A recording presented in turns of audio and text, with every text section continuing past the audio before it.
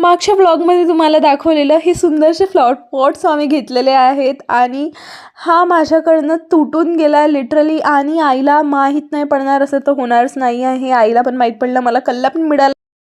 वर टेरेसवर जाताना हे माझ्याकडे जे टॉवर आहे इथे थोडा स्पेस हा रिकामा होता आणि I wanted to create something की मी जिथे माझे व्हिडिओ शूट करू शकणार, माझं स्टडी करू शकणार. सो मी डिसाईड केलं की इथे मी माझा स्टडी टेबल ठेवणार आणि मी अजून पण याला डेकोरेट करणार आहे. दुसऱ्या ब्लॉग्समध्ये तुम्हाला पाहायलाच मिळणार. क्लिनिंगमध्येच आज माझा अख्खा अर्धा दिवस गेलेला. ऊस वगैरे मी इथे खाल्ला आणि त्यानंतर हे मी ड्रॉइंग दाखवत होती जे मी डोरेमॉनचं हाऊस बनवलं होतं आणि नॉस्टॅल्जिया हिट होतो यार. लहानपणी किती छान पाहायचो आपण ते.